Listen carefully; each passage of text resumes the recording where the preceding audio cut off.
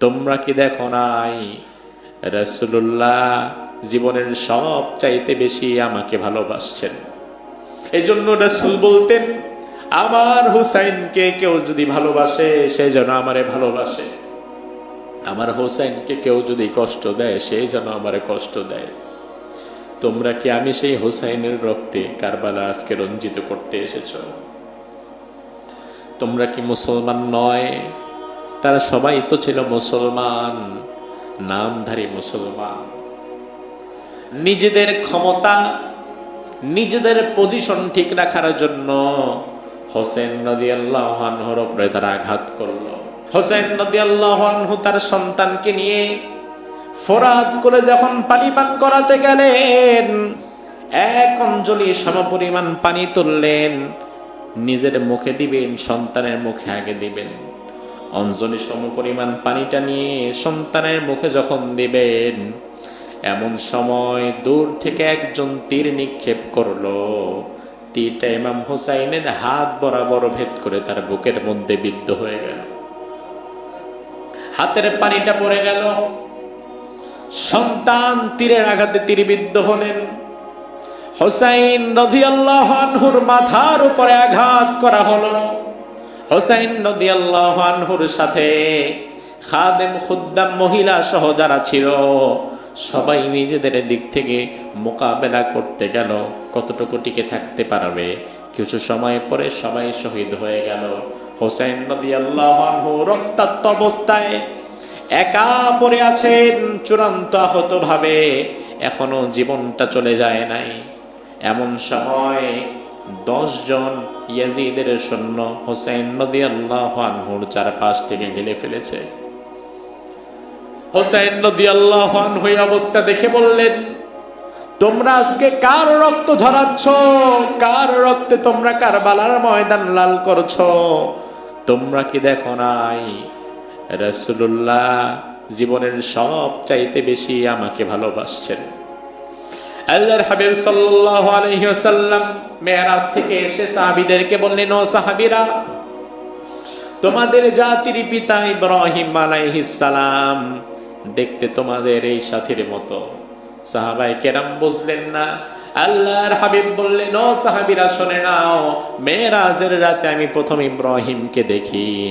ইব্রাহিম আলাইহিস সালামের চেহারার আকৃতি আল্লাহ তাআলা আমি নবী মুহাম্মদুর রাসূলুল্লাহকে দান করেছেন, আর আমার চেহারার আকৃতি আল্লাহ তাআলা হুসাইনকে দান করেছেন। এজন্য রাসূল বলতেন, আমার হুসাইনকে কেউ যদি ভালোবাসে সে যেন আমারে ভালোবাসে, আমার হুসাইনকে কেউ যদি কষ্ট দেয় সে যেন আমারে কষ্ট দেয়। তোমরা কি আমি সেই হুসাইনের রক্তে কারবালা আজকে রঞ্জিত করতে এসেছ? তোমরা কি মুসলমান নয়? তারা সবাই তো ছিল মুসলমান, নামধারী মুসলমান। নিজেদের ক্ষমতা, নিজেদের পজিশন ঠিক রাখার জন্য হোসেন রাদিয়াল্লাহু আনহুর উপরে তারা আঘাত করলো। আমার ভাইরা লক্ষ্য করেন, ওই যে 10 জন ওই দিন কারবালার প্রান্তরে ইমাম হুসাইনকে যে 10 জন সেদিন ভয়ঙ্কর ভাবে, নৃশংস ভাবে দুনিয়া থেকে বিদায় করে দিল, শহীদ করে দিল, এই 10 জন কিন্তু অন্য কোনো ধর্মের ছিল না, তারা কিন্তু ধর্মের দিক থেকে মুসলমানই ছিল। রব্বুল আলামিন বলেন, আল ইয়াউমা আকমালতু লাকুম দীনাকুম ওয়া আতমামতু আলাইকুম নি'মাতি ওয়া রাদিতু লাকুমুল ইসলাম দীনা। আমি আল্লাহ তোমাদের জন্য আকমালতু লাকুম দীনাকুম, তোমাদের জীবন ব্যবস্থা হিসাবে ইসলাম আমি তোমাদের জন্য পরিপূর্ণ করে দিলাম। ওয়া আতমামতু আলাইকুম নিয়ামাতি, আমার নিয়ামত তোমাদের জন্য পরিপূর্ণ করে দিলাম। ওয়া রাদিতু লাকুমুল ইসলাম দীনা, ইসলামকে তোমাদের উপরে জীবন ব্যবস্থা হিসাবে দিয়ে আমি আল্লাহ তাআলা তোমাদের প্রতি খুশি হয়ে গেলাম। এখন ইসলাম দিয়ে আল্লাহ খুশি, ইসলাম দিয়ে কে খুশি? এখন প্রশ্ন হচ্ছে, ইসলাম পেয়ে আপনি খুশি কিনা? আপনি খুশি? এটা কি শুধু মুখে বললেই হয়ে যাবে? না, শুধু মৌখিক স্বীকারোক্তির মাধ্যমে ইসলাম পেয়ে আপনি খুশি, এ বিষয়টি প্রমাণিত নয়। বরং এ বিষয়টি প্রমাণিত হবে তখন আপনার রান্নাঘর থেকে সংসদ ভবন পর্যন্ত অর্থনীতি, সমাজনীতি, রাজনীতি সবকিছু ইসলামের আলোকে চলবে যখন। এটা ছাড়া কিন্তু এটা শুধু মৌখিক স্বীকৃতি, এর বেশি কিছু না। ইসলাম দিয়ে কিভাবে ব্যক্তি জীবন, পারিবারিক জীবন, সামাজিক জীবন, রাষ্ট্রীয় জীবন কিভাবে চালাতে হয়, এসব তো আল্লাহ তাআলা কোরআনে বলেছেন। আর কোরআনে কারীমের মুজাসসাম নমুনা, একদম বাস্তব নমুনা দুনিয়াতে পেশ করে গিয়েছেন মুহাম্মদ সাল্লাল্লাহু আলাইহি ওয়াসাল্লাম। কোরআনে এমন কিছু নাই যা রাসূল তার জীবনে গ্রহণ করেন নাই। কোরআনে যা আছে রাসূলের জীবনে তাই আছে। রাসূলের ইন্তেকালের পরে একজন সাহাবী আসলেন। ওই সাহাবী রাসূলকে খুব বেশি সময় কাছে পান নাই, ঈমান এনেছে কয়েকদিন পরে রাসূল ইন্তেকাল করেছে, অর্থাৎ রাসূলকে জানার সুযোগ খুব একটা ওই সাহাবী পান নাই। ওই সাহাবী আসলেন আয়েশা সিদ্দিকার কাছে, এসে বললেন, আপনি তো রাসূলের স্ত্রী, দীর্ঘ সময় আপনি রাসূলের সাথে ছিলেন, আমি জানতে চাই, আমি তো রাসূলকে খুব বেশি সময় কাছে পাইনি, আমি জানতে চাই রাসূল কেমন ছিলেন, তিনি কিভাবে কথা বলতেন, কিভাবে চলতেন, তার ব্যবহার কেমন ছিল, তার ব্যক্তি জীবন কেমন, তার পারিবারিক জীবন কেমন, তার রাষ্ট্রীয় জীবন কেমন, তার জিহাদের ময়দানের সময়টা কেমন ছিল, এই সব বিষয়গুলো আমি একটু জানতে চাই। মা আয়েশা সিদ্দিকা বললেন, আফালা তাকরাউল কোরআন, তুমি কি কোরআন পড়েছো? বলে, অবশ্যই পড়েছি। আচ্ছা, তুমি কি কোরআন বুঝতে পেরেছো? হ্যাঁ, যতটুকু পড়েছি বুঝতে পেরেছি। মা আয়েশা বললেন, তাহলে আর আমার কাছে দ্বিতীয়বার আসার দরকার নাই, কারণ মুহাম্মাদুর রাসূলুল্লাহর পড়া জীবন হচ্ছে আল্লাহর 30 পারা কোরআন। রাসূল জীবনে যা করেছে কোরআনের বাহিরে করেছে? কথা বলেন না। কোরআন কারীমের বাস্তব নমুনা। আল্লাহর হাবিব সাল্লাল্লাহু আলাইহি ওয়াসাল্লাম মদিনাতে যখন গেলেন, মদিনাতে গিয়ে তিনি 10 বছর মদিনা রাষ্ট্র পরিচালনা করলেন। 10 বছর তিনি মদিনা রাষ্ট্রের প্রেসিডেন্ট ছিলেন। কি ছিলেন? প্রধান দায়িত্বশীল। মদিনা রাষ্ট্রের বিচার বিভাগ চলত আল্লাহর কোরআন দিয়ে। ফর্মুলার নাম হচ্ছে আল্লাহর কোরআন, ফর্মুলা আল্লাহর কোরআন, আর প্রেসিডেন্ট মুহাম্মদ সাল্লাল্লাহু আলাইহি ওয়াসাল্লাম। মদিনা সনদ নামে তিনি একটি সনদও পেশ করলেন বিশ্ববাসীর কাছে। পৃথিবীর ইতিহাসে লিখিত প্রথম সংবিধান সেটা। আল্লাহর হাবিব 10 বছর মদিনা পরিচালনা করলেন। কয় বছর? 10 বছর। তাহলে 10 বছর মদিনা পরিচালনা রাসূল করলেন। কেউ যদি বলে ইসলামে রাজনীতি নাই, তাইলে কিন্তু সে ডিরেক্টলি রাসূলের মদিনার 10 বছরের জীবনকে অস্বীকার করে ফেলল। আপনি রাজনীতি করেন বা না করেন সেটা আপনার বিষয়, তবে আপনি বলতে পারবেন না যে এটা ইসলামে নাই।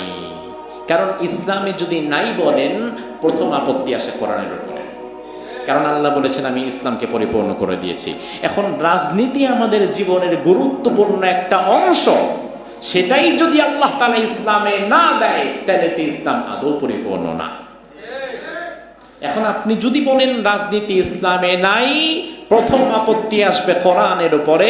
কোরআন আল্লাহ পূর্ণ করেন নাই, ইসলাম আল্লাহ পূর্ণ করেন নাই। আর দ্বিতীয় আপত্তি আসবে নবী মুহাম্মদুর রাসূলুল্লাহর 10 বছরের মদিনার জীবনের উপরে, যেই 10 বছর ছিল রাজনীতি।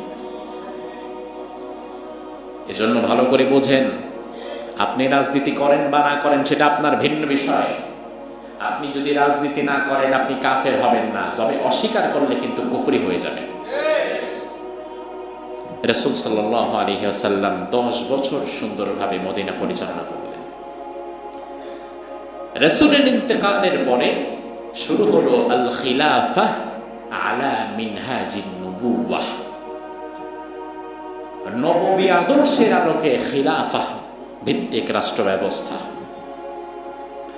মুসলিমদের প্রথম খলিফা হলেন, নাম কি? বাকিরা জানেন না? সবাই বলেন আবু বকর সিদ্দিক রাদিয়াল্লাহু আনহু। তিনি 2 বছর কয়েক মাস ছিলেন। এরপরে আবু বকর সিদ্দিক ইন্তেকাল করলেন। আবু বকরের পরে খলিফা হলেন, নাম কি? ওমর ফারুক রাদিয়াল্লাহু আনহু। তিনি 10 বছরের বেশি ছিলেন। এরপরে খলিফা হলেন, নাম কি? ওসমান জিন্নুরাইন রাদিয়াল্লাহু আনহু। তারপরে খলিফা হলেন, নাম কি? আলী বিন আবি তালিব রাদিয়াল্লাহু আনহু। ব্যাস, এই পর্যন্ত খিলাফা শেষ। আল খিলাফা আলা মিনহাজিন নবুওয়াহ, এখানে দা এন্ড। তাহলে রাসূলের 10 বছর আর পরবর্তীতে 4 খলিফা মিলিয়ে চালিয়েছে আরো 30 বছর। তাহলে মোট কত বছর? 40 বছর। ওমর ফারুক রাদিয়াল্লাহু আনহু পর্যন্ত খিলাফা শাসনটা খুব মজবুত ছিল। ওমর ফারুকের পরে কুচক্রী মহল, মুনাফিকদের আনাগোনা বেড়ে যায় এবং মুনাফিকদের চক্রান্তের কারণে ধীরে ধীরে ইসলামিক স্টেট ক্ষতিগ্রস্ত হতে থাকে। ওসমান রাদিয়াল্লাহু আনহু মুনাফিকদের চক্রান্তে শহীদ হয়, আলী রাদিয়াল্লাহু আনহু মুনাফিকদের চক্রান্তে শহীদ হয়। তাহলে বুঝেন, খিলাফা পদ্ধতি ধ্বংস করার জন্য সবচেয়ে বেশি কাজ করেছিল মুনাফিকেরা। কারা? আজকের যুগেও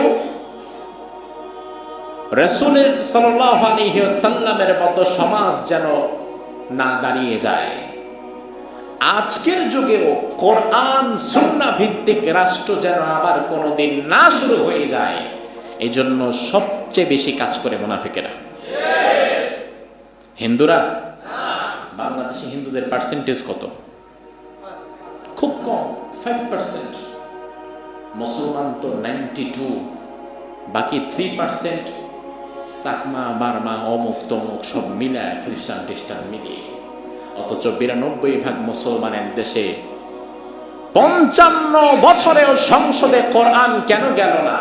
92% মুসলমান এখানে কেন ব্যর্থ হয়ে গেল? বাংলাদেশে যেই দলই ক্ষমতায় আসুক না কেন, ওই দলের প্রধানমন্ত্রী থেকে শুরু করে সবাই তো মুসলমান, সবাই তো হাজি, সবাই তো নামাজি। কিন্তু রাসূলের দেখানো পদ্ধতিতে আর কেন সংবিধান চলল না, আর কেন দেশ চলল না, আর কেন সমাজ চলল না? এর পেছনে হিন্দু, বৌদ্ধ, খ্রিস্টান দায়ী না, দায়ী হচ্ছে 92% মুসলমানের মধ্যে ঘাপটি মেরে থাকা অধিকাংশ মুনাফিক। এরা রাসূলকে সব জায়গায় মানতে রাজি, তবে রাজনীতিতে না। তার কারণ তারাও ভালো করে জানে যে মসজিদে এসে রাসূলের দেখানো পদ্ধতিতে নামাজ পড়লে লস নাই, কিন্তু রাজনীতিতে রাসূলের দেখানো পদ্ধতি মানতে গেলে আমাদের তো সেই রাজনীতি করার যোগ্যতাই নেই। এজন্য তারা রাসূলের এই খিলাফা ভিত্তিক জীবন ব্যবস্থাকে গ্রহণ করতে পারে না। রাসূলুল্লাহ সাল্লাল্লাহু আলাইহি ওয়াসাল্লামের একটা সিদ্ধান্ত যদি আপনি জীবনে গ্রহণ করতে না পারেন, ভালো করে বোঝেন, মানতে না পারেন না, গ্রহণ করতে না পারেন, মানতে না পারা ভিন্ন বিষয়। রাসূলের অনেক সুন্নাহ আছে যা আমরা অনেকেই মানতে পারি না। যেমন এখানে দাড়ি রাখে না, দাড়ি রাসূলের একটা সুন্নাহ। দাড়ি রাখে না এমন হাজার হাজার মুসল্লি নাই? কাফের না, সে পাপাচারে লিপ্ত আছে। তবে যে ব্যক্তি দাড়িকে অস্বীকার করছে, দাড়ি রাখতেই হবে না, দাড়ি ছাগলের দাড়ির মতো দেখা যায়, এই সমস্ত কথা কেউ যদি বলে, ও কিন্তু ফাসেক না, ও কি? সে কাফের, সে সরাসরি অস্বীকার করছে। রাখতে না পারা আর মানতে না পারা ভিন্ন বিষয়। সুন্নাহ আমরা অনেকেই মানতে পারি না, আল্লাহ আমাদেরকে মাফ করে দিবে আমরা আশা করি। কিন্তু গ্রহণ করতে যদি কেউ না পারি মন থেকে, তাহলে কিন্তু ঈমান শেষ হয়ে যাচ্ছে। রাসূল সাল্লাল্লাহু আলাইহি ওয়াসাল্লামের পরে খিলাফা পদ্ধতি যখন শেষ হয়ে গেল, আলী রাদিয়াল্লাহু আনহুর পরে আর খিলাফা নাই, তখন শুরু হলো ইমারা, আমির পদ্ধতি। মুসলিম বিশ্বের প্রথম আমির হলেন সাহাবী আমিরে মুআবিয়া রাদিয়াল্লাহু আনহু। মুআবিয়া রাদিয়াল্লাহু আনহু একটানা 20 বছর তিনি তার দায়িত্ব পালন করলেন। 20 বছর আবার তিনি মোটামুটি সুন্দরভাবে দায়িত্ব পালন করেছিলেন, কোথাও কোনো রকমের হট্টগোল গ্যাঞ্জাম আর লাগেনি। ওসমান এবং আলীর সময় মুসলিম বিশ্বে যেই সমস্যাগুলো এসেছিল, আমিরে মুআবিয়া সবকিছু হ্যান্ডেল করে ২০ বছর তিনি তার দায়িত্ব পালন করেছেন। আমিরে মুআবিয়া রাদিয়াল্লাহু আনহু ইন্তেকালের পূর্ব মুহূর্তে তিনি সিদ্ধান্ত নিলেন যে যেহেতু দীর্ঘ সময় ধরে ওসমান এবং আলী রিদওয়ানুল্লাহি আলাইহিম আজমাইন তাদের সময় মুসলিম বিশ্বে খেলাফা নিয়ে বেশ কিছু জটিলতা দেখা দিয়েছিল, তো এই জন্য আর যেন নতুন করে কোনো অরাজকতা সৃষ্টি না হয়, আর যেন কোনো জটিলতা সৃষ্টি না হয়, তা আমি আমার ছেলে ইয়াজিদকে আমার পরবর্তী খলিফা হিসাবে নিযুক্ত করে দিয়ে যেতে চাই। বিষয় হচ্ছে মুআবিয়া রাদিয়াল্লাহু আনহু যে পদ্ধতিটা এই মুহূর্তে প্রণয়ন করছেন, এটা হচ্ছে তার ব্যক্তিগত মত, এটা রাসূলের দেখানো মত নয় বা রাসূলের দেখানো পদ্ধতি নয়। মুআবিয়া রাদিয়াল্লাহু আনহুর এই মতামত ব্যক্ত করার সময় সেখানে আরেকজন সাহাবী ছিলেন আমর বিন হাজাম। তিনি বললেন যে আমিও রাসূলের সাহাবী, আপনিও রাসূলের সাহাবী, আপনি এখন যে সিদ্ধান্ত নিচ্ছেন পরবর্তীতে আপনার দায়িত্বশীল আপনার এই চেয়ারে আপনার সন্তান ইয়াজিদ বসবে, এই পদ্ধতিটা সঠিক না। মুআবিয়া রাদিয়াল্লাহু আনহু বললেন যে দেখো, তোমার মতামতটাও আমি ধরলাম, তবে বিষয় হচ্ছে আমি মনে করছি যে এই মুহূর্তে আমার ছেলে ইয়াজিদকে পরবর্তী দায়িত্বশীল বানালে মুসলিম বিশ্বের অবস্থা অটুট থাকবে, নতুন করে আর কোনো হাঙ্গামা গ্যাঞ্জাম সৃষ্টি হবে না।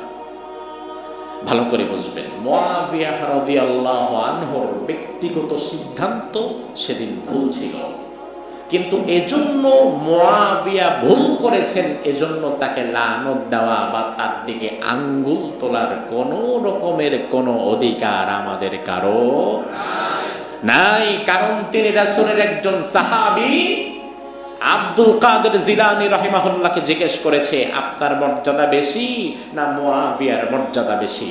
আব্দুল কাদের জিলানী রাহিমাহুল্লাহ বললেন, আরে বেয়াদব, কি বললা তুমি?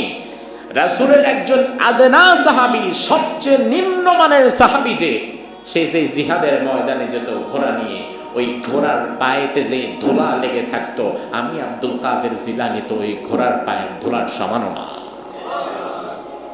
আমিরে মুআবিয়া কিন্তু উচ্চমানের সাহাবী, কাতিবুল ওয়াহী।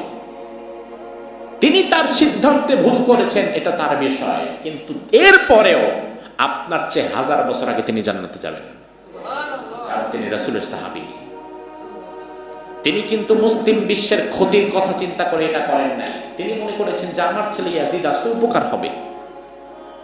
ওই মুহূর্তে ওমর ফারুকের ছেলে আব্দুল্লাহ ইবনে ওমর জীবিত, আবু বকর রাদিয়াল্লাহু আনহুর ছেলে আব্দুর রহমান ইবনে আবু বকর তিনিও জীবিত, ইবনে আব্বাস জীবিত। তিনি চিন্তা করলেন যে আমার সমপর্যায়ের বড় বড় সাহাবীরা তো কেউ নাই, সিনিয়র সাহাবীরা তো চলে গেছে, এখন যারা আছে সবাই আমার ভাতিজা, তো আমার ছেলে আর ভাতিজা তার কাছে তো সবাই এক, যে আমার ছেলেরও যে যোগ্যতা বাকিদেরও তো একই যোগ্যতা, তো আমার ছেলে হলে ক্ষতি। এই চিন্তা থেকে তিনি তার পরবর্তী আমির নির্বাচন করে গেলেন ইয়াজিদ বিন মুআবিয়াকে। মুআবিয়া রাদিয়াল্লাহু আনহুর ইন্তেকালের পর সমস্যার সূত্রপাত শুরু হয়ে গেল। মুআবিয়া যতদিন ছিলেন কোনো সমস্যা হয় নাই, তিনি বিদায় হয়েছেন সিরিয়ার দামেস্ক, সেখানে ছিল মুআবিয়া রাদিয়াল্লাহু আনহুর রাজধানী। ওই রাজধানী কেন্দ্রিক কিছু লোক তার ইয়াজিদকে মেনে নিল, যে আমরা ইয়াজিদকে আমাদের পরবর্তী প্রেসিডেন্ট হিসাবে মেনে নিলাম, আর কোনো কথা নাই। কিন্তু মক্কার লোকেরা মানল না, যে আমরা মানব না। মদিনার লোকেরা তারা বলল আমরাও মানব না। কুফা, ইরাকের একটি জায়গা যেখানে কারবালা হলো, কুফার লোকেরা বলল আমরাও মানব না। তাহলে বলেন তো, ইয়াজিদকে প্রেসিডেন্ট হিসাবে মানার লোক বেশি না না মানার?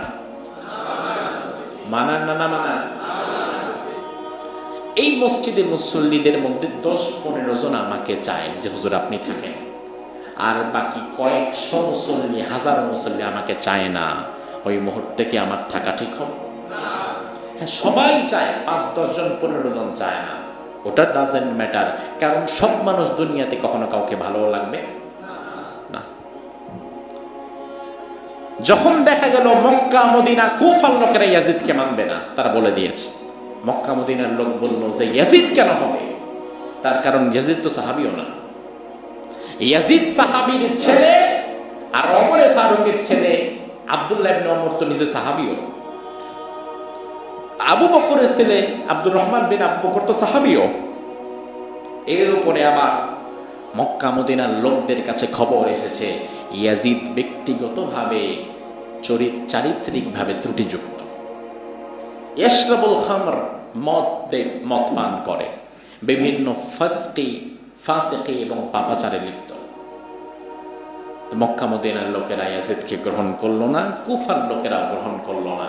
সিদ্ধান্ত হলো এক কাজ করা যায়, যেহেতু রাসূলের নাতি হুসাইন এখনো বেঁচে আছে, নিজেও সাহাবী এবং রাসূলের রক্ত তার শরীরে, শুধু কি তাই, হোসাইনের ব্যাপারে তো রাসূল বলেছেন আনা মিন হোসাইন, হোসাইন মিন্নি, আমি হোসাইনের থেকে আর হোসাইন আমার থেকে। সাহাবায়ে কেরাম চিন্তা করলেন হোসাইন রাদিয়াল্লাহু আনহু যেহেতু বেঁচে আছে, এই মুহূর্তে ইয়াজিদের মতো লোকের হাতে মুসলিম বিশ্বের ক্ষমতা ছেড়ে দেওয়া ঠিক হবে না। আমরা ইয়াজিদের পরিবর্তে হোসাইনকে আমাদের পরবর্তী খলিফা হিসাবে মেনে নিতে চাই। হোসাইন রাদিয়াল্লাহু আনহু পরামর্শ করলেন কি করা যায়, কারণ তার পক্ষে বিপুল জনমত। তৎকালীন বিশ্বে কুফাবাসীদের ভোট ছিল সবচাইতে বেশি। কুফার লোক যেদিকে হেলে যাবে ওদিকে ক্ষমতার পাল্লা ভারী হয়ে যাবে। কুফাবাসীরা যদি ইয়াজিদের পক্ষে হেলে যায় তাহলে ইয়াজিদ খলিফা, আর কুফার লোক যদি হুসাইনের পক্ষে হেলে যায় তাহলে হুসাইন খলিফা হবে। কুফা থেকে ইমাম হুসাইন রাদিয়াল্লাহু আনহুর কাছে চিঠি আসা শুরু করলো। কোন কোন ঐতিহাসিক বলেছেন কুফা থেকে ইমাম হুসাইনের কাছে লোকজন প্রায় ৮০,০০০ চিঠি লিখেছিল। তারা ৮০,০০০ চিঠি লিখে ইমাম হুসাইনকে বলল, আমরা ইয়াজিদকে মানি না, ইয়াজিদকে মানব না। আপনি রাসূলের নাতি, রাসূলের কলিজার টুকরো, আপনি দাঁড়িয়ে যান, আমরা আপনার সাথে আছি। আমরা আপনার হাতে হাত রেখে বায়াত গ্রহণ করব, শপথ নেব, আপনাকে আমরা পরবর্তী খলিফা বানালাম, এই শপথ। এখন আমরা কুফায় তো লক্ষ লক্ষ মানুষ শপথ নেওয়ার জন্য হেঁটে হেঁটে মদিনায় আসা তো কষ্টকর, কিন্তু আপনি তো একা, আপনি যদি আমাদের কুফায় আসেন তাহলে আমরা লক্ষ লক্ষ মানুষ আপনার থেকে শপথ নিতে পারবো। মেহেরবানি করে আপনাকে দাওয়াত করলাম, আপনি চলে আসেন। হোসেন রাদিয়াল্লাহু আনহু পরামর্শ করলেন মদিনার সাহাবীদের সাথে কি করা যায়। ওই সময় প্রবীণ সাহাবী যারা, তারা পরামর্শ দিল আপনার না যাওয়াটাই উচিত হবে। হোসেন বলল কেন? সাহাবীরা বলল শোনেন, কারণ এই কুফাবাসীর একটা চারিত্রিক বৈশিষ্ট্য আছে, তারা অনেক সময় মুখে মুখে যা বলে এটার উপরে অবিচল থাকতে পারে না, তাদের আবেগ বেশি, টিকে থাকার ক্ষমতা কম। তারা আপনাকে এখন ডাকছে, আপনার পক্ষে আছে, কথা মিথ্যা না, কথা সত্য, তবে এর পক্ষে তারা কতটুকু শক্তি দিয়ে টিকে থাকতে পারবে এটা দেখার বিষয়। সস্তা আবেগ কিন্তু ক্ষতিকর, সস্তা আবেগ ক্ষতিকর। তার কারণ হচ্ছে যেই আবেগ দেখানোর পরে আপনার টিকে থাকার ক্ষমতা নাই, এই আবেগ আপনারও শেষ করবে আর আপনার সাথে যারা আছে তাদেরকেও শেষ করবে। হ্যাঁ, টিকে থাকার ক্ষমতা রাখতে হবে। ইমাম হুসাইন রাদিয়াল্লাহু আনহু চিন্তা করলেন যে তাহলে কুফার অবস্থা সরাসরি পর্যবেক্ষণের জন্য আমি একজন লোক পাঠাই, দেখি কি অবস্থা। তিনি তারা চাচাতো ভাই মুসলিম বিন ওয়াকিলকে বললেন, ভাই তুমি যাও, তুমি কুফায় যাও, আসলে দেখো তো তারা যে চিঠি আমাকে দিচ্ছে বারবার, এই চিঠির সাথে তাদের বাস্তবতার মিলটা কতটুকু। মুসলিম বিন ওয়াকিল ইমাম হুসাইনের চাচাতো ভাই, তিনি চলে গেলেন।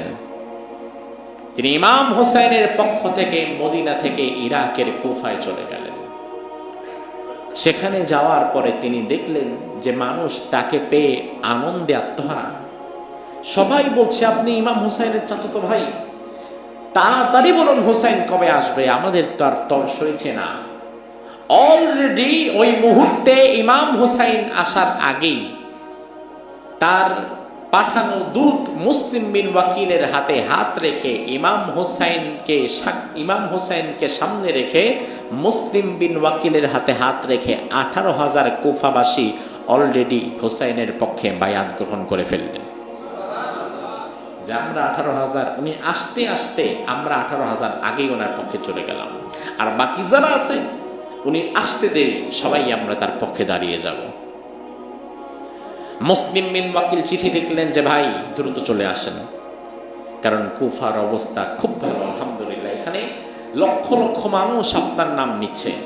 অলরেডি 18,000 তো চিঠি, অলরেডি 18,000 তো আমার হাতে হাত রেখে বায়াত গ্রহণ করে ফেলছে, আপনি দ্রুত চলে আসেন। ইমাম হোসেন রাদিয়াল্লাহু আনহু তিনি তার পরিবার বর্গ এবং কিছু খাদেম খুদ্দামদেরকে সাথে নিলেন। মদিনা থেকে যাবেন এবার কুফায়, না থেকে যাবেন ইরাকে। ইমাম হোসাইনের সাথে ঐতিহাসিকদের বর্ণনা মতে সর্বসাকুল্যে তখন লোকজন ছিল 70 থেকে 75 জন, অধিকাংশ বাচ্চা শিশু এবং নারীরা আর কিছু খাদেম। তিনি তার পরিবার বর্গ নিয়ে গেলেন। আচ্ছা বলেন, ইমাম হোসাইন কি যুদ্ধের প্রস্তুতি নিয়ে গেছেন যে একটা যুদ্ধ করব কি? এই প্রস্তুতি নিয়েছেন? এই প্রস্তুতি নিয়ে যদি যেতেন তাহলে বাহিনী আরো বড় হতো, আরো বড় বাহিনী নিয়ে যেতে পারতেন তিনি গেলেন। তিনি যখন রওনা দিলেন, গোয়েন্দা মারফত খবর পৌঁছে গেল সিরিয়ার দামেস্কে ইয়াজিদের কাছে যে হোসাইনের লোক কিন্তু মুসলিম বিন ওয়াকিল কুফায় চলে এসেছে। আর কুফার গভর্নর যিনি দায়িত্বশীল ছিলেন তার নাম ছিল নোমান ইবনে বাশির।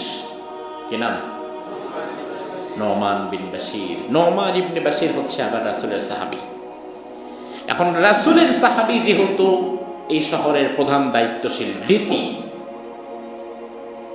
যত যাই হোক তিনি তো ইয়াজিদের পক্ষে যেতে পারেন না, কারণ সাহাবী তো হুসাইনের পক্ষে তার টান আছে না নাই? তিনি হুসাইন যখন আসবেন শুনেছেন, তিনি কোনো বাধা দেন নাই। তিনিও চেয়েছেন যাক হুসাইনই আসুক, হুসাইন আসুক, সবাই হুসাইনের হাতে হাত রেখে বায়াত গ্রহণ করুক। তিনি ছিলেন শহরের ডিসি, গভর্নর, তিনি কোনো বাধা দেন নাই। এই খবর যখন পৌঁছে গিয়েছে ইয়াজিদের কাছে যে আপনি ডিসি পরিবর্তন করেন, নাহলে কিন্তু ক্ষমতা টিকবে না, তাড়াতাড়ি ইয়াজিদ নোমান বিন বাশিরকে রাতারাতি এক নোটিশে তার দায়িত্ব থেকে সরিয়ে দিলেন। দায়িত্ব থেকে সরিয়ে ওই শহরের গভর্নর বানালেন ওবাইদুল্লাহ বিন জিয়াদ নামক এক রকচটা বদমেজাজি মানুষকে, যে রাসূলের সাহাবী না, কিচ্ছু না। ওবাইদুল্লাহ বিন জিয়াদ যখন ক্ষমতায় বসেছে, ওবাইদুল্লাহ বিন জিয়াদ কিন্তু জানে আমার আগের জন্য কেন বরখাস্ত করা হয়েছে। এজন্য আমিও যদি একই রকম নমনীয়তা দেখাই তাহলে আমারেও চেঞ্জ করা হবে, বান্দরবন খাগড়াছড়ি পাঠিয়ে দেওয়া হবে। আমার তো নমনীয়তা দেখানোর প্রশ্নই আসে না, বরং আমি যদি একটু শক্ত হতে পারি তাহলে আমার পথটা আরো বড় হতে পারে। এজন্য দেখবেন মাঝে মাঝে অনেক জায়গায় ওসি ডিসি পরিবর্তন হয় এবং পরবর্তীতে যে আসে সে আগের জনের চাইতে সরকারের আরো বেশি পাচাটা শুরু করে, প্রতিটা কাজে কাজে সে বাধার সৃষ্টি করে। এমনকি সাধারণ মানুষদেরকে, নিরপরাধ নিরীহ মানুষদেরকে গুলি করে চোখের সামনে মেরে ফেলাটাকেও তখন তার কাছে ডাল ভাত মনে হয়। চিন্তা করে যত লাশ ফেলতে পারবো আমার স্থান তত উপরে মজবুত হবে, কিন্তু লাশ ফেলতে ফেলতে এক পর্যায়ে দেখা যায় তোমার স্থান মজবুত করবে যারা, এরা গোষ্ঠী সৈন্য পালায় গেছে।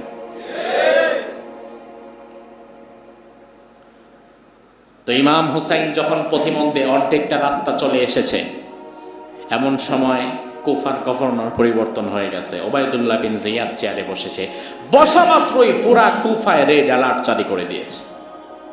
ধল পাকড়, মারামারি, হত্যা শেষ। মুসলিম বিন ওয়াকিল, হোসাইনের চাচাতো ভাই যে এসেছিল হোসাইনের পক্ষ থেকে, তাকে ধরে ফেলা হলো। ধরে সবার সামনে ফাঁসি দিয়ে লাশকে কয়েকদিন ঝুলিয়ে রাখা হলো। আতঙ্ক, যে দেখো কেমনে মারতে পারি, কি করতে পারি দেখো। এই দৃশ্য দেখে কুফাবাসীর ঈমান তো শেষ। যে 18,000 বায়াত গ্রহণ করেছিল তারাও পিছু হটলো, পুরো কুফাবাসীর লোক এখন হোসাইনের নাম আর কেউ নেয় না, সবাই এখন ইয়াজিদের পক্ষে চলে গেছে। আচ্ছা, কুফার অবস্থা যে বর্তমান এটা কি ইমাম হোসাইন জানে? কথা বলেন, জানে? আর উনি কি স্বেচ্ছায় আসছে নাকি দাওয়াত দিয়ে আনতেছে? উনি যখন চলে যাচ্ছেন উনি তো জানেন না যে কি অবস্থা। ওবাইদুল্লাহ বিন জিয়াদ পুরা পরিস্থিতি সামাল দিয়ে দিচ্ছে একাই, সব মেরে ধরে একাকার করে ফেলছে। এখন কুফার মধ্যে আর হোসেনকে কেউ চায় না। ওবাইদুল্লাহ বিন জিয়াদের কাছে খবর আসলো যে হোসেন কিন্তু রওনা দিয়ে দিয়েছে, এতদিন আগে চিঠি গেছে, অমুক দিন রওনা দেওয়ার কথা, যদি রওনা দেয় তাইলে আজকে কিন্তু এতটুকু চলে আসার কথা, আমাদের কাছাকাছি চলে আসবে। ওবাইদুল্লাহ বিন জিয়াদ সাথে সাথে সেনাপতি হর বিন ইয়াজিদকে বলল, তুমি 5,000 সৈন্য নিয়ে সামনের দিকে আগাও, 5,000 সৈন্য নিয়ে সামনের দিকে আগাও, হোসাইনকে যেই পয়েন্টে পাবা সেখানেই আটক করে দিবা, এর এক পা সামনের দিকে না পারাতে পারে। হর বিন ইয়াজিদ 5,000 সৈন্য বাহিনী নিয়ে চলে গেল। পথিমধ্যে কারবালা প্রান্ত ফরাত কোলে হোসাইন রাদিয়াল্লাহু আনহুর সামনাসামনি মুখোমুখি হয়ে গেল। মুখোমুখি হয়ে যাওয়ার পরে সেখানেই ব্যারিকেড দিয়ে দিল। হোসেন রাদিয়াল্লাহু আনহু তো আকাশ থেকে বলে, এটা হলো কি, এটা আপনাদের কে পাঠিয়েছে? বলে ওবাইদুল্লাহ বিন জিয়াদ। কেন? বলে ইয়াজিদের নির্দেশ। কি নির্দেশ? যে আপনাকে এখানে আটক করা হবে, এখান থেকে আর এদিক সেদিক যেতে দেওয়া হবে না। কেন? আমি কি করলাম? যে আপনি কুফায় যাবেন, আপনি কুফাবাসীর বায়াত গ্রহণ করবেন, যদিও এখন কুফাতে আপনার বায়াত আর কেউ নিবে না, তবুও আপনাকে এখান থেকে আর যেতে দেওয়া হবে না। হোসাইন রাদিয়াল্লাহু আনহু বললেন, আমি তো যুদ্ধ করতে আসি নাই, আপনারা তো যুদ্ধের প্রস্তুতি নিয়ে আসছে, এখন আমি যেহেতু এসেছি আমার 3টা প্রস্তাবনা আছে। কি 3টা প্রস্তাবনা বলুন? আমার 1 নম্বর প্রস্তাবনা হচ্ছে, আমাকে যেহেতু কুফার লোকেরা চিঠি দিয়েছে, আমি তাদের আমন্ত্রিত মেহমান, এখন তারা কি জন্য আমাকে চিঠি দিল আর এখন কি বলবে এটা আমি সরাসরি তাদের কাছ থেকে শুনতে চাই, আমাকে কুফায় যেতে দেন। 2 নাম্বার হচ্ছে, নয়তো আমাকে ইয়াজিদের কাছে নেন, আমি ইয়াজিদের মুখোমুখি দাঁড়িয়ে জিজ্ঞেস করতে চাই যে আমাকে ধরার জন্য, আটকাবার জন্য তুমি বাহিনী পাঠিয়েছো, কি চাও তুমি? এটাও যদি না হয় তাহলে আমি আমার পরিবারবর্গ নিয়ে আবার মদিনার দিকে ফিরে চলে যাই, সামনেও গেলাম না, ইয়াজিদের কাছেও গেলাম না, আপনাদের সাথে কোনো ঝগড়াও আমার নেই, আমি মদিনায় আবার চলে যাই। আচ্ছা, আপনারা বলেন এই 3টা প্রস্তাবনা কি যুক্তিসঙ্গত না? হর বিন ইয়াজিদ বলল, আচ্ছা ঠিক আছে, আমি অপর মহলে আপনার 3টা প্রস্তাবনা পাঠাই, দেখি কি নির্দেশ আসে। অপর মহল থেকে নির্দেশ দেয়া হলো, হোসাইনকে সামনেও আগাতে দেয়া যাবে না, পেছনেও পেছাতে দেওয়া যাবে না, এখানে এখনই ইয়াজিদের বশ্যতা স্বীকার করে ইয়াজিদকে খলিফা মেনে এরপরে বিদায় নিতে হবে। ইমাম হোসাইন বললেন, আপনি হয়তো আমাকে চেনেন নাই, আমি রাসূলের নাতি, আমার শরীরে রাসূলের রক্ত, আর ইয়াজিদকে যদি আমি খলিফা মেনেই নেই তাইলে তো এত দূর পর্যন্ত আমার আশা লাগে না, আমি তো মদিনায় বসেই মানতে পারি। তো এত দূর পর্যন্ত এসে এখন আপনাদের ভয়ের কারণে আমি ইয়াজিদকে খলিফা মেনে নিব, অসম্ভব, আমি তাকে খলিফা হিসাবে মানতে পারবো না, হয়তো তার মুখোমুখি আমাকে নেন, নয়তো ফিরে যেতে দেন, নয়তো কুফার দিকে আমাকে যেতে দেন। তার সিদ্ধান্ত নিল কিচ্ছু করা যাবে না, আপনি এখানেই থাকেন, অবরুদ্ধ করে ফেলা হলো। পাশেই ফোরাত নদী, 70-75 জন মানুষ, 8 তারিখ সকাল থেকে পুরা ফোরাত কোলটা ঘেরাও করে দেয়া হলো, এখন যেন আর 1 ফোঁটা পানিও কেউ না নিতে পারে। 70-75 জন মানুষ কারা? যারা রাসূলের পরিবার, রাসূলের রক্ত। ধরেন আপনার ফ্ল্যাট বাসা, পানি যদি 2-4-5 ঘন্টা না থাকে কি অবস্থা হয়? একদিন যদি ফ্ল্যাট বাসায় পানি না থাকে জাহান্নাম হয়ে যায়। 2 দিন যদি না থাকে অবস্থা শেষ। 2-3 দিন যদি ফ্ল্যাট বাসায় পানি না থাকে আর টেকার কোনো অবস্থা নাই, মৃত্যু সেখানে নির্ঘাত। আর সেখানে মরুভূমির উত্তপ্ত বালুকাময় প্রান্তরে ৭৫ জন নারী ও শিশু মিলে যাযাবর জীবন যাপন করছে। রাসূলের নাতি পানির অভাবে গলা ফেটে যাচ্ছে, হোসাইনের ছেলে পানির অভাবে কাঁদছে, মায়ের বুকের দুধ শুকিয়ে গিয়েছে। কান্নার আওয়াজে গোটা কারবালার ময়দান থরথর করে কাঁপছিল, কিন্তু এই পাষাণ্ডদের হৃদয় তো গলে যায় না। 10 তারিখ সকাল বেলায়, 9 তারিখ সকাল বেলায় হোসাইন রাদিয়াল্লাহু আনহুর কাছে সৈন্যদের একজন এসে বলল, এখন আর অপেক্ষা করা যাবে না, আপনার উপরে ওয়াজিবুল কতলের নির্দেশ দেয়া হয়েছে, আর অপেক্ষা করার সময় নাই। হোসেন রাদিয়াল্লাহু আনহু বলল, আজকে তো মুহররমের 10 তারিখ, 9 তারিখ, আরেকটা দিন সময় আমারে দাও, আমি আজকের রাতটা আমার মালিকের সঙ্গে একটু একাকী নিবৃত্তি কাটাতে চাই। হোসেন রাদিয়াল্লাহু আনহু সেই রাত্রি বেলায় 10 মুহররমে আগের রাতে জায়নামাজে বসে হাউমাউ করে কাঁদছিলেন, আল্লাহর দরবারে কেঁদে কেঁদে বলেন, আল্লাহ তুমি তো জানো আমি অন্যায়ের সামনে মাথা নত করার মতো কেউ না, ইয়াজিদের বশ্যতা স্বীকার করে নেওয়ার মতো আমি কেউ না। হোসেন রাদিয়াল্লাহু আনহু তার সাথে সাথে নারী এবং শিশু সহকারে অল্প কিছু সাহাবায়ে কেরাম খাদেম যারা এসেছিলেন, হোসাইন তাদের বললেন, শোনো, তাদের আক্রমণ হবে আমার উপরে, তোমাদের উপরে নয়। তোমরা যদি চাও ফিরে যেতে পারো, কোনো সমস্যা নাই, কারণ আমার সঙ্গে যদি তোমরা থাকো তোমরাও বাঁচতে পারবা না। আগামীকাল সকাল হলে আমি একাই এখানে থাকবো, তোমরা সবাই চলে যাও। উপস্থিত লোকেরা, নারীরা, খাদেমেরা চোখের পানি ছেড়ে দিয়ে বলল, না, এটা কোনোদিন হবে না।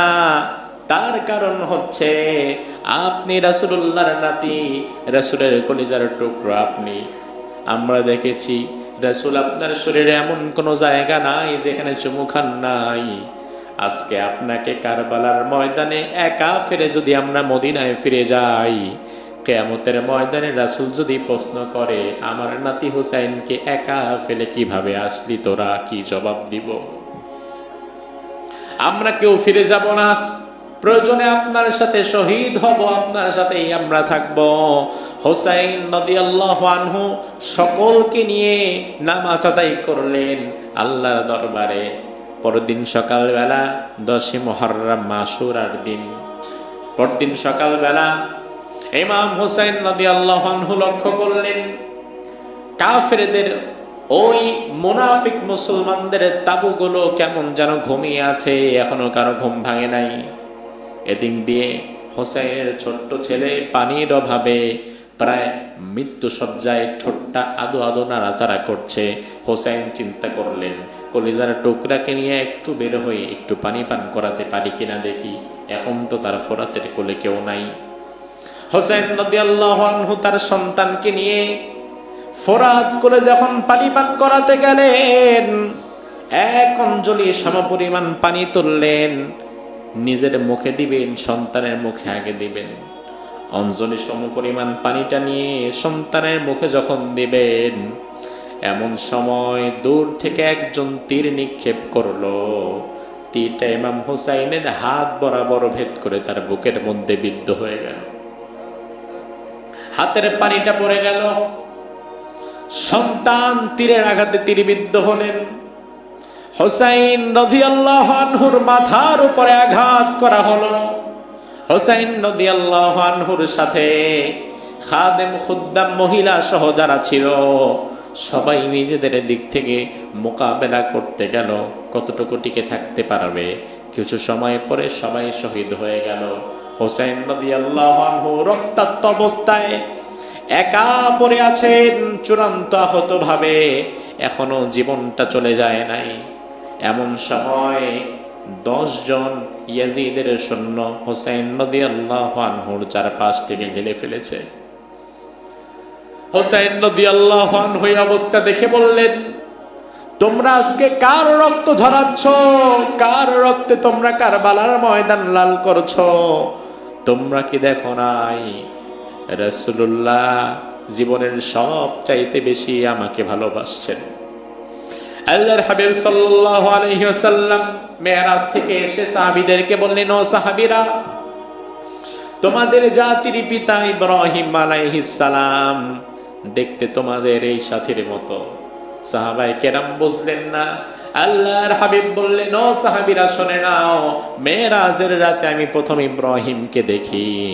ইব্রাহিম আলাইহিস সালামের চেহারার আকৃতি আল্লাহ তাআলা আমি নবী মুহাম্মদুর রাসূলুল্লাহকে দান করেছেন। আর আমার চেহারার আকৃতি আল্লাহ তাআলা হুসাইনকে দান করেছেন। এজন্য রাসূল বলতেন, আমার হুসাইনকে কেউ যদি ভালোবাসে সে যেন আমারে ভালোবাসে, আমার হুসাইনকে কেউ যদি কষ্ট দেয় সে যেন আমারে কষ্ট দেয়। তোমরা কি আমি সেই হুসাইনের রক্তে কারবালা আজকে রঞ্জিত করতে এসেছো? তোমরা কি মুসলমান নয়? তারা সবাই তো ছিল মুসলমান, নামধারী মুসলমান। নিজেদের ক্ষমতা, নিজেদের পজিশন ঠিক রাখার জন্য হোসেন রাদিয়াল্লাহু আনহুর উপরে তারা আঘাত করলো। আমার ভাইরা লক্ষ্য করেন, ওই যে 10 জন ওই দিন কারবালার প্রান্তরে ইমাম হোসেনকে যে 10 জন সেদিন ভয়ঙ্কর ভাবে নৃশংসভাবে দুনিয়া থেকে বিদায় করে দিল, শহীদ করে দিল, এই 10 জন কিন্তু অন্য কোনো ধর্মের ছিল না, তারা কিন্তু ধর্মের দিক থেকে মুসলমানই ছিল। কিন্তু তবু ইমাম হোসাইনকে এত নৃশংসভাবে মারার কারণ হচ্ছে তারা চিন্তা করলো, তাকে যদি মারতে পারি তাহলে ইয়াজিদের কাছে আমাদের নাম চলে যাবে, ইয়াজিদ আমাদের পজিশন বাড়ায়া দিবে।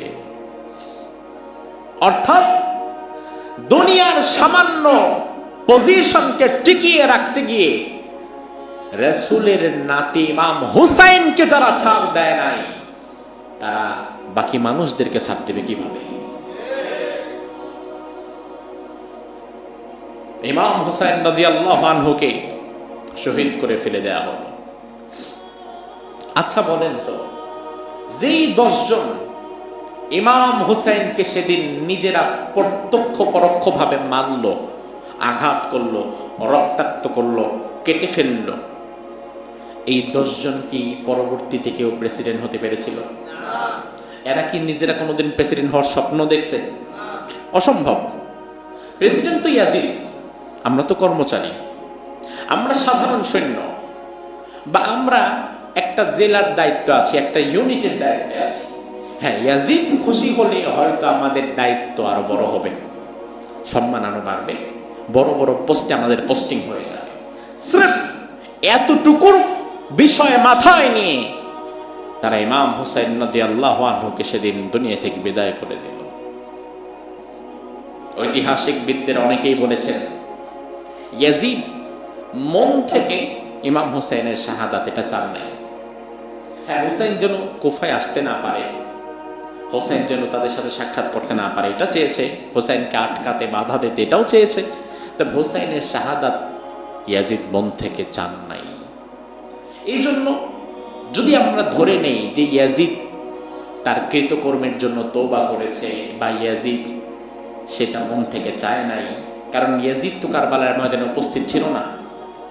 এখন যদি আমরা ধরেও নেই যে ইয়াজিদ এটা মন থেকে চায় নাই, তাইলে আল্লাহ চাইতো ইয়াজিদকে আল্লাহ মাফ করে দিতে পারে, কিন্তু যেই জানোয়ারেরা সাক্ষাৎ দাঁড়িয়ে দাঁড়িয়ে ফায়ার করলো, মারলো, মেরে ফেললো, এদেরকে মাফ করবে?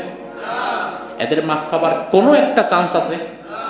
কোনো সুযোগ, কোনো ফাঁকফোকর, কোনো কিচ্ছু তাদের নাই। সুতরাং আজ অপর মহলের কথা শুনে সাধারণ মানুষের উপরে অত্যাচার করার আগে তুমি তোমার বিবেকের কাছে প্রশ্ন করে আরেকবার ভেবে নিবা। তার কারণ হচ্ছে সাধারণ মানুষের উপরে তুমি যে আঘাতগুলা করছো, আখিরাতে এই আঘাত তো আছেই, দুনিয়াতে আল্লাহ তাআলা এর চেয়ে ভয়ঙ্কর আঘাত তোমার উপরে ফিরিয়ে দিবে, যেই দিন তোমার উপর মহলের বাপেরা আর থাকবে না। এজন্য ততটুকু মারবা যতটুকু নিজে আবার হজম করতে পারবা। যেটা হজম করতে পারবা ওইটা খাইতেও যায় না। ইমাম হুসাইন রাদিয়াল্লাহু আনহু।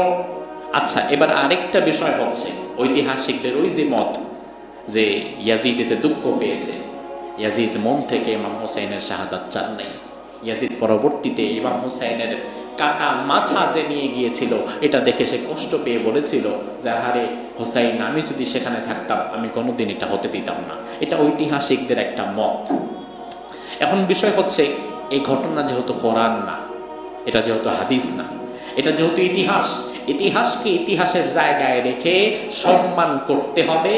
কোরআন হাদিসের উপরে প্রশ্ন করা যায় না, কিন্তু ইতিহাসের উপরে কিন্তু প্রশ্ন করার সুযোগও আছে।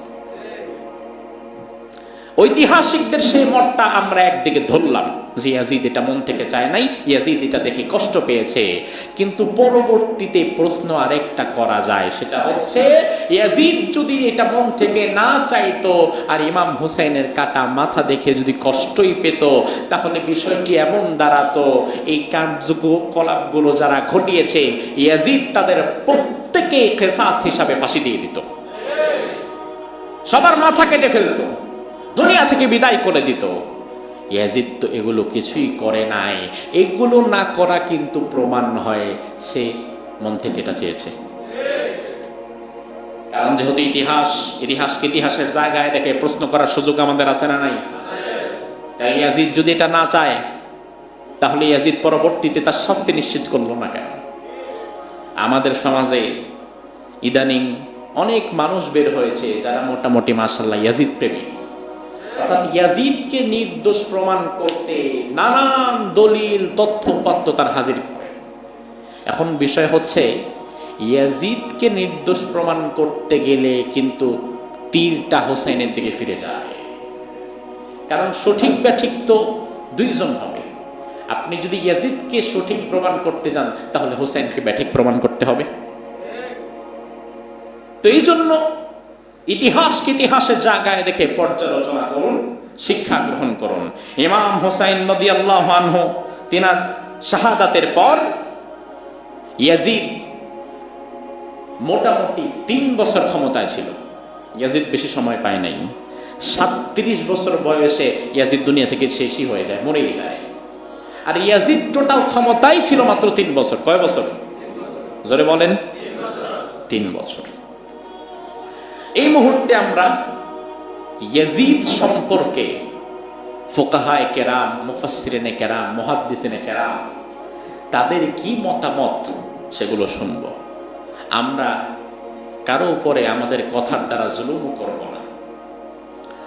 ইয়াজিদ সম্পর্কে ইমামদের মতামতগুলো ভালো করে লক্ষ্য করে শুনে রাখেন। ইবনে হাজার আসকালানী রাহিমাহুল্লাহ ইয়াজিদ সম্পর্কে তিনি বলেন, ক্বালা ইবনে হাজার আসকালানী আন্নাহু মাকদুহুন ফি আদালাতিহি ওয়া লাইসা বিআহলিন ইউরা আনহু।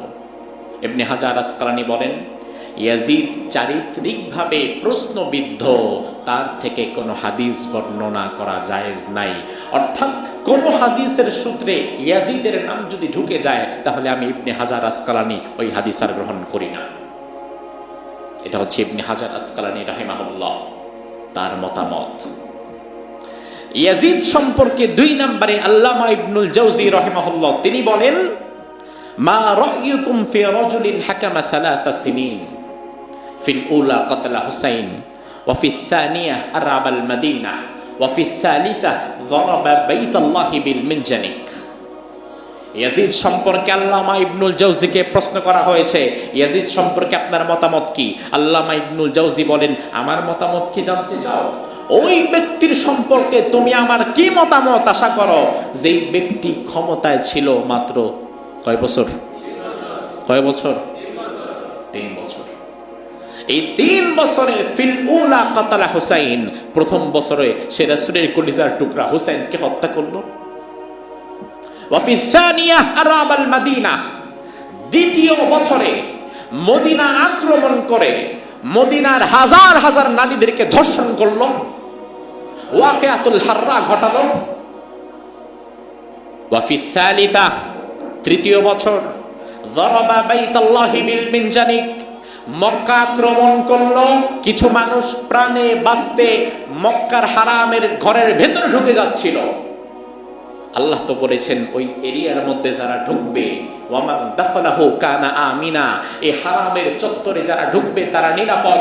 হারামের চত্বরে একটা মশা মারা জায়েজ নাই, হারামের চত্বরে একটা মাছি মারা জায়েজ নাই, হারামের চত্বরে একটা পিপিলিকা মারা জায়েজ নাই। ওই হারামের চত্বরে আল্লাহর ঘরের ভেতরে কিছু মানুষ আশ্রয় নিল বাঁচার জন্য। ইয়াজিদ মিনজানিক ব্যবহার করে আল্লাহর ঘরের একটা অংশ ভেঙে ফেলল। তো ইয়াজিদকে আপনি কোন দিক দিয়ে সুফিসাত প্রমাণ করবেন? যদি ধরে নেন হুসাইন হত্যার সাথে ইয়াজিদের কোনো সম্পর্ক নাই, এটা যদি বাদও দেন, এরপরেও কি বাকি দুইটা ঘটনা কি ছোট? মদিনা আক্রমণ করেছে, মক্কা আক্রমণ করেছে, বাইতুল্লাহর একটা অংশ ভেঙে ফেলেছে, হাজরে আসওয়াদ পাথরকে টুকরা টুকরা করে ফেলেছে। বর্তমান যে হাজরে আসওয়াদে আমরা চুমু দেই, এটা সম্পূর্ণ পাথরটা না, এটা একটা পাথরের খণ্ডিত অংশ যেটাকে ফ্রেমে বাঁধাই করে রাখা হয়েছে, আর মূল অংশটা ইয়াজিদ একবার ভেঙে ফেলেছিল। আল্লামা ইবনুল জাওজি তার ব্যাপারে এটা বলেন, আল বিদায়া ওয়ান নিহায়া, আল্লামা হাফেজ ইমাদউদ্দিন ইবনে কাসির রাহিমাহুল্লাহ ইয়াজিদ সম্পর্কে তার কাছে একদল লোক যারা ইয়াজিদকে সরাসরি দেখার জন্য একবার সিরিয়াতে গিয়েছিল, এরপরে তারা ইবনে কাসির রাহিমাহুল্লাহর কাছে এসে বললেন, রাজানা মিন ইনদি রাজুলিন লাইসা লাহু দীন ইয়াশরাবুল খামর, আমরা এমন এক ব্যক্তিকে দেখে আসলাম সিরিয়াতে যার কাছে মুহাম্মদুর রাসূলুল্লাহর আনিত দ্বীনের ছিটা ফোঁটাও নাই, যে মদ পান করে। এরপরে ইমাম আহমদ বিন হাম্বল রাহিমাহুল্লাহ তাকে তার ছেলে প্রশ্ন করলেন, ইন্না কওমান ইয়াকুলুন আন্নাহুম ইউহিব্বুনা ইয়াজিদ, ক্বালা ইয়া বুনাইয়া হাল ইউহিব্বু আহাদুন ইউমিনু বিল্লাহি ওয়াল ইয়াউমিল আখির। আহমদ বিন হাম্বলকে তার ছেলে বললেন, বাবা আপনি তো অনেক বড় ইমাম, অনেক মানুষ আমাকে বলে তারা নাকি ইয়াজিদকে ভালোবাসে। আহমদ বিন হাম্বল রাহিমাহুল্লাহ বললেন, আহারে আমার ছেলে, যে ব্যক্তি আখিরাতকে বিশ্বাস করে, আল্লাহকে বিশ্বাস করে, সে কিভাবে ইয়াজিদকে ভালোবাসে এটা তো আমার বুঝে আসে না। আহমদ বিন হাম্বলের কথা। সর্বশেষ আমরা ইয়াজিদের বিষয়ে আসলে কি বলবো? যেহেতু ঐতিহাসিক দিন অনেকে বলেছেন এখানে তার সরাসরি সম্পৃক্ততা নাই, সে হয়তো ফাসিক পাপাচারী, তবে হয়তো সে কাফের না। এখন ইয়াজিদ যদি কাফের না হয় বাস্তবে, এখন আমরা যদি আবার তাকে কাফের বলি, কুফরির ফতোয়াটা ক্রিটিক্যাল। আপনি যাকে কাফের বলবেন সে কাফের না হলে রজা ইলাইক, এটা আবার আপনার দিকে রুজু করবে, ফিরে আসবে। এই জন্য ইয়াজিদ যদি তার শেষ জীবনে মাফ পেয়েছে কিনা আল্লাহ ভালো জানে, সেটা আমাদের কাছে আসে নাই, ওই জায়গায় আমরা উপস্থিত ছিলাম না। ইয়াজিদের শেষ হালত কি ছিল তাও আমরা জানি না, সে কোন হালতে মৃত্যুবরণ করেছে আমরা তাও জানি না। এই জন্য ইয়াজিদের বিষয়ে আমাদের যেটা করতে হবে, ইমাম ইবনু তাইমিয়া বলেন, লা নাসুব্বুহু ওয়া লা নুহিব্বুহু, আমরা তাকে গালিগালাজও করব না, লানত দিব না, আবার আমরা তাকে ভালোবাসবো না। তার বিষয়টা আল্লাহর উপরে ছেড়ে দেব। যদি সে শেষ সময়ে তওবা নসিব হয় তো আল্লাহ তাআলা তার বিষয়ে ফয়সালা দিবেন, আর যদি সেটা নসিব না হয় তাহলে আল্লাহ তাআলা তাকে কিভাবে শাস্তি দিবেন সেটাও আল্লাহ ঠিক করে রেখেছেন। এজন্য ইতিহাসের জায়গায় পর্যালোচনা করে আমরা ইয়াজিদকে গালিগালাজও করব না, আবার আমরা তাকে ভালোবাসবো না। কিন্তু হোসাইনের জন্য আমাদের কলিজার ভেতর থেকে ভালোবাসা আছে না নাই? কারবালার পর থেকে আজ প্রায় ১৫০০ বছরের ইতিহাসে আমার মনে হয় গোটা দুনিয়ার ২০০ কোটি মুসলমানদের মধ্যে ইয়াজিদ নামক কাউকে পাওয়া যাবে? পাওয়া যাবে? কিন্তু হোসাইন নামের লোক পৃথিবীর প্রত্যেকটি দেশে দেশে আছে না নাই? প্রতিটি দেশে দেশে হোসাইন নামের লোক আছে। আমার ভাইরা ভালো করে বুঝেন, কারবালার ঘটনা বলে চোখের পানি আনা আর ঘটনা শুনে কান সুখ পাওয়া এটা আমাদের উদ্দেশ্য নয়। কারবালার ঘটনাকে কেন্দ্র করে আগামীকাল দেখবেন 10ই মুহররমে হাই হাসান হাই হোসেন করবে এমন কিছু লোক আছে না নাই?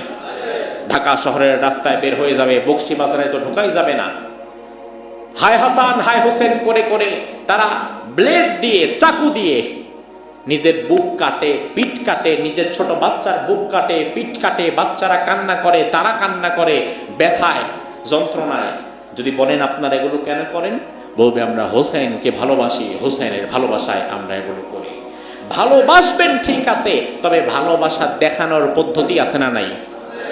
ভালোবাসা দেখানোর পদ্ধতি কি? আপনি আপনার শরীরের অঙ্গ প্রত্যঙ্গ কেটে হাই হাসান হাই হোসেন করে হোসাইনের প্রতি ভালোবাসা দেখাতে পারবেন না। ভালোবাসা দেখানোর পদ্ধতি হচ্ছে হোসাইন রাদিয়াল্লাহু আনহু জালিমের সামনে যেভাবে মাথা উঁচু করে প্রতিবাদ করেছেন, প্রয়োজনে জীবন দিয়েছেন, ঈমান দেন নাই, আপনাকে সেই পথের পথিক হওয়া লাগবে। এটা ভালোবাসা দেখানোর পদ্ধতি। শুধুমাত্র ঠোঁট কেটে, পিঠ কেটে আর বুক কেটে ভালোবাসার পদ্ধতি দেখানো যায় না। এগুলা সস্তা আবেগ, যেই আবেগ কুফাবাসীদের মধ্যেও ছিল। এটাই সেই সস্তা আবেগ, যেই আবেগ কুফাবাসীদের মধ্যে ছিল, যেই আবেগ হোসাইন রাদিয়াল্লাহু আনহুকে মদিনা থেকে কারবালার ময়দানে নিয়ে গিয়েছিল। কুফাবাসীদের সেই সস্তা আবেগ বর্তমানে যারা পিঠ কেটে পেট কেটে হাই হোসেন হাই হাসান করে, তাদের মধ্যে আছে না নাই? ভালো করে বুঝবেন, কারবালার ময়দান থেকে আমাদের 1 নাম্বার শিক্ষা মনে থাকবে। কারবালার ময়দান থেকে আমাদের 1 নাম্বার শিক্ষা হচ্ছে রাসূলের আদর্শ শুধু মসজিদের ভেতরে নয়, রাসূলের আদর্শ চলবে প্রতিটি সেক্টরে, রাসূলের আদর্শ চলবে ইমানদার ব্যক্তিকে বসাতে হবে। অন্যথায় ইমাম হুসাইন মদিনাতে খারাপ ছিলেন না। ইমাম হুসাইন ইয়াজিদ যদি 10-12 প্রেসিডেন্ট হয়, আর ইমাম হুসাইন যদি জীবনে কোনোদিন প্রেসিডেন্ট না হয়, এরপরেও বলেন তো মর্যাদা বেশি কার? হোসেনের মর্যাদা কি প্রেসিডেন্ট হওয়ার কারণে বাড়বে? আরে রাসূলের নাতি, রাসূলের কলিজার টুকরো, রাসূলের রক্ত তার শরীরে, গোটা দুনিয়ার প্রেসিডেন্টকে একত্রিত করলো, হোসেনের মর্যাদা ধারে কাছে আসবে না। ইমাম হুসাইন নিজে ছিলেন ইমানদার, তবে ইমাম হুসাইন চিন্তা করলেন, সাহাবায়ে কেরাম চিন্তা করলেন যে নিজে ইমানদার হলে চলবে না, বরং দেশের সর্বোচ্চ পর্যায়ে ক্ষমতাবান যিনি, তাকেও তো ইমানদার আর আমানতদার হওয়া লাগবে। অন্যথায় ড্রাইভিং সিটে আপনারা যারা বসেছেন, প্রত্যেক যাত্রী সচেতন, প্রত্যেক যাত্রী হুঁশিয়ার, যাত্রীদের হাতে তসবিহ, জায়নামাজ, জমজমের পানি, খেজুর সব আছে। প্রত্যেক যাত্রী সুবহানাল্লাহ সুবহানাল্লাহ সুবহানাল্লাহ জিকির করতেছে ড্রাইভিং সিটে বসে। আর সিটের ড্রাইভার যদি হয় মাতাল, যে মদ খায়া গাড়ি চালাচ্ছে, ওই ড্রাইভিং সিটের যাত্রীরা যতই সুবহানাল্লাহ সুবহানাল্লাহ করুক, ড্রাইভার যদি মাতাল হয়, গাড়ি কক্সবাজার না খাতে যাবে। তো দেশের মধ্যে আপনি যত ইমানদার হন, আমানতদার হন, মুত্তাকি হন, যদি রাষ্ট্রের সর্বোচ্চ পর্যায়ে যাদেরকে বসাবেন, পরবর্তীতে যাদেরকে দায়িত্বে বসাবেন, পরবর্তীতে যাদেরকে সংসদে পাঠাবেন, পরবর্তীতে যাদেরকে ক্ষমতার মস্তরে বসিয়ে দিবেন, পরবর্তীতে যাদেরকে আপনি ভোট দিবেন, এরা যদি হয় ভোটচোর, এরা যদি হয় ডাকাত, এরা যদি হয় চাঁদাবাজ, তাহলে পূর্বের জালিমদের চেয়ে ভয়ঙ্কর অবস্থা হয়ে যাবে। এই কারণে কারবালার ময়দান থেকে শিক্ষা নেন। ইমাম হুসাইন রাদিয়াল্লাহু আনহু দেশের সর্বোচ্চ পর্যায়ে সমাধানের জন্য, আমানতদার ইমানদার কাউকে বসাবার জন্য আমৃত্যু সংগ্রাম করেছেন, জীবন দিয়েছেন, কল্লা দিয়েছেন, ঈমান দেন নাই। এটা হচ্ছে কারবালার ময়দান থেকে শিক্ষা। এজন্য আমার ভাইয়েরা, কারবালার এই শিক্ষাগুলো জীবনে বাস্তবায়ন করে আমরাও যেন হুসাইন রাদিয়াল্লাহু আনহুর সে আদর্শকে লালন করতে পারি, ধারণ করতে পারি। আল্লাহ তাআলা তৌফিক দান করুক, বলি আমিন। একটা ছোট্ট দাওয়াত দিয়ে দেই। আগামীকাল আমার মাদ্রাসায় বার্ষিক যে প্রোগ্রাম আমি আয়োজন করি প্রতি বছর, আপনারা অনেকেই জান, আগামী বছর ইনশাআল্লাহ তার ৩য়তম আয়োজন। সেখানে বাংলাদেশের উল্লেখযোগ্য সকল পর্যায়ের বড় বড় উলামায়ে কেরাম থাকবেন। সেখানে থাকবেন কারি মাওলানা আব্দুল্লাহ আল আমিন সাহেব, থাকবেন আল্লামা খালেদ সাইফুল্লাহ ইউবি সাহেব, থাকবেন আমাদের আব্দুল হাই সাইফুল্লাহ সাহেব সহকারে আরো বড় বড় উলামায়ে কেরামগণ থাকবেন। সন্ধ্যার পর থেকে মধ্যরাত পর্যন্ত আয়োজন চলবে। আপনাদের যাদের সুযোগ থাকবে যাবেন ইনশাআল্লাহ। আল্লাহ তাআলা কবুল করুক, বলি আমিন।